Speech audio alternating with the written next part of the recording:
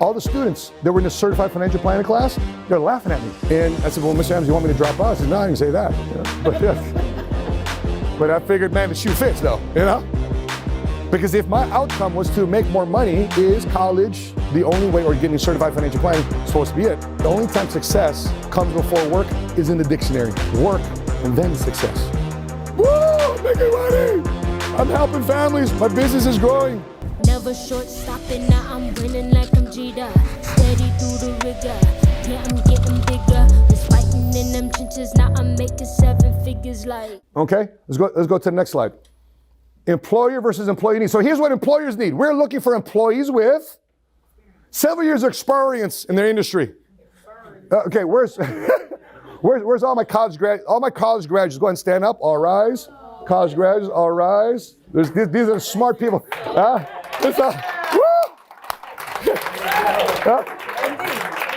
Okay. Wait, keep standing. Okay. So all the college graduates. How would you like to be brand new out of college? You got student loan debt. They're not going to hire you because first you need several years of experience. And then for most students, they have college student loan debt. But they're looking for several years of experience. They say you're overqualified. So what does a student do? Shit, I'm gonna go back and get a master's. So therefore I don't pay my student loan debt. I can put it in deferment because I'm getting my master's. I still don't have what though?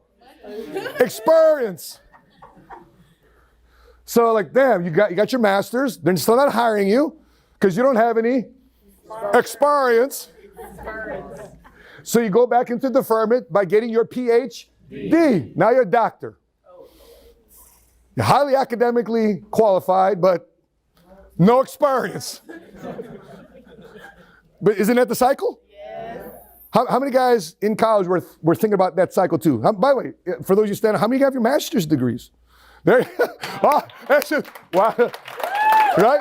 By the way, good job. But how come for those of you that have college degrees and master's degrees, how come you guys decided to go in business for yourself? Why did you choose to be, why are you going in business for yourself? Because they don't pay enough, man. Because they still don't pay enough. Don't pay enough and not enough time with family. Quality time. Overworked, underpaid. Oh, there it. Very well put. Overworked and underpaid. Same thing. Wow. Still with a college degree. For those of you who don't have a college degree, I just like saying, heck yeah, bro. That's why they go to college. Yeah, keep saying that. Overworked and underpaid. Right. Same thing. Overworked and underpaid.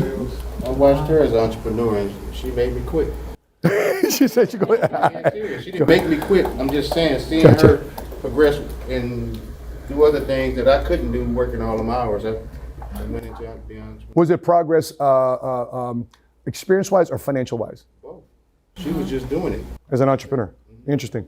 Gaines, wait a minute. I'm curious. You're a VP. Well, why did you even, before you even became a VP, how come you decided to go pursue entrepreneurship?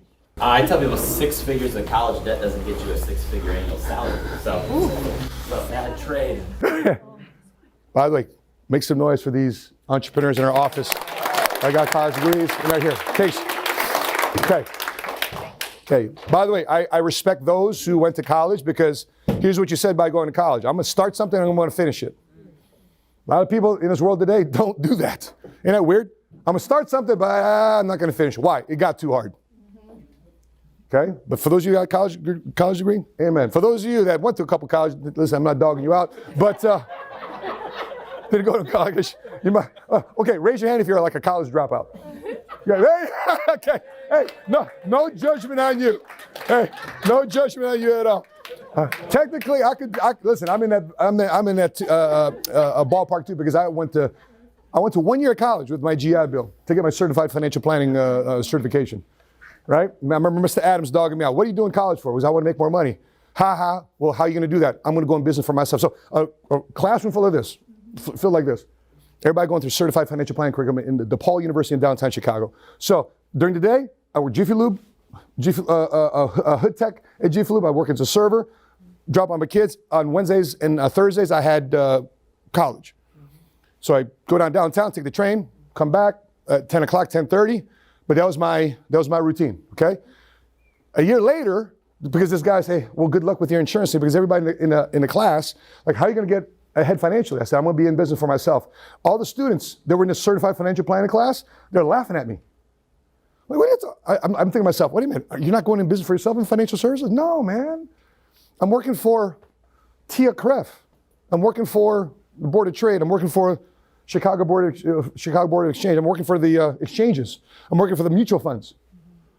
Like, right? Like, what, am I weird? Thinking that I should be in business for myself? Maybe I need to go down that route. And I'd stick with insurance. A year later, guess what I started making? I started making 6 figures in this thing. Mr. Adams saw, hey, because we took his tax class. Introduction class, now I was taking his tax class. He goes, hey, Mr. Sapaula, how's that insurance thing you're doing? It's my insurance thing. It's not my insurance thing? But is that annoying?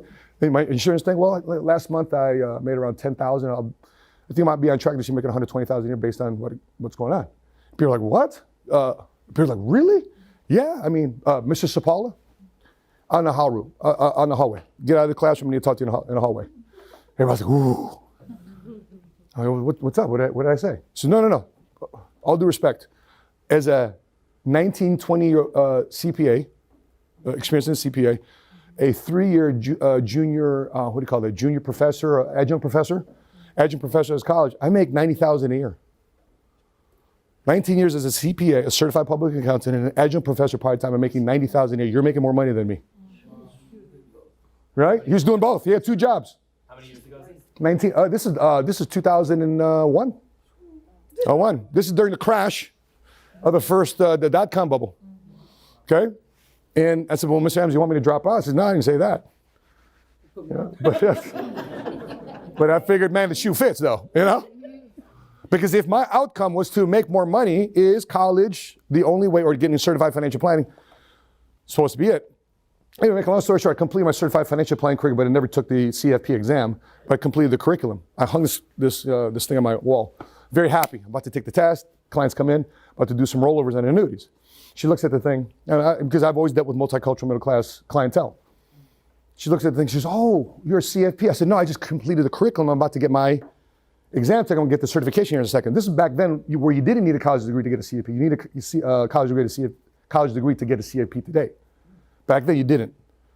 She says, no, I'm about to get my CFP, but I haven't taken the exam, but I've completed the course. Oh, she's talking to her. She says, psst, psst, psst. What's going on? I'm about to do $1 million of rolls. I got the annuity paperwork ready to go. Right? Well, it's come to our understanding that people who are certified financial planners, they charge a lot of fees. I said, whoa. I'm not a certified financial planner, and if I am, I'm not taking a fee here. I got commission, I'm making commission anyway. Right? I'm taking care of the commission. But you don't need to pay me upfront fee, like I'm a lawyer.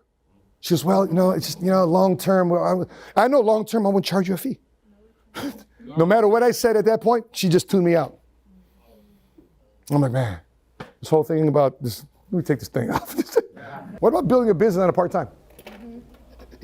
So the solution that entrepreneurship provides people is they don't have to do it always full-time.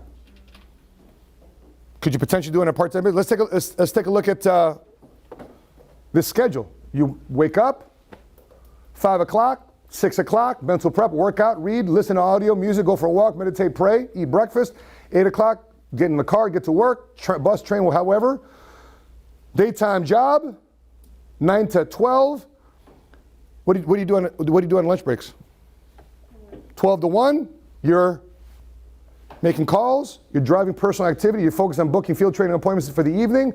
From 1 to 5, you do your regular job.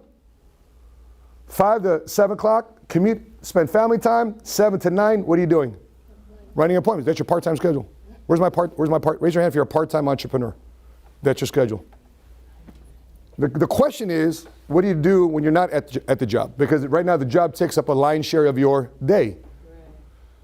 So if you want to control your income once and for all, if you want to say, I want to build a business on a part-time, I'll have a side hustle become a main hustle, I'm going to have my plan B be my plan A, well, you have to make more useful time of when you are off the clock. Now, for you that's in part-time, you have to make that mental shift from going from an employee to becoming a boss. I remember I took a job for like 2 weeks as a security guard.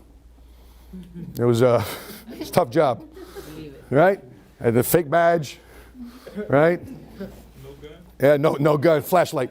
I see you. Stop. I'm gonna call 911. It was I think it was Hostess. So I was guarding ding dongs and Twinkies. Right? So when my shift was over, the guy relieved me. I had my suit and shirt and tie in my garment bag. I go to the bathroom, I get out of my security guard outfit, give him a flashlight, right? Come back out. I'd freak out the guy who took my post because he didn't recognize me. He's like, who are you? I'm the guy that relieved you. You look like you were a security guard? Yeah, because I'm dressing for the job I want. Right? By the way, why do we encourage you to dress up for Wednesdays? You don't dress for the job you have, you dress for the job you want. And by the way, guys, just don't get me wrong. I love my t-shirts, I love my sweatshirts, I love my caps to the back. I love all this stuff. But there's a different part when you're an entrepreneur, you make $1 million a year, wearing a $25,000 Rolex, and you got a cap to the back. But if you're still trying to make your money, still trying to make your work, you want to dress for the position you want. So this is building on a part-time basis. So here is around your friends at your job. This is where you start sounding different. Lunchtime. You start sounding different at your job. You start sounding different in the afternoon. What's everybody doing at the job mostly in the afternoon? Where's my 5 hour energy, right? Right? Taking energy, or they're drinking coffee in the afternoon. Why are they drinking coffee in the afternoon? Because they're trying to wake up, because the job's so damn boring. Where's my full-time entrepreneur? Stand up real quick. Where's my full-timers at? Hey, let me guys ask you a question. If you're a full-time entrepreneur, sometimes you're working till 3 o'clock, you forget that you haven't ate all day yet. Yep. Is that just, no, you guys too, right? Yeah. Here's our full-timers here.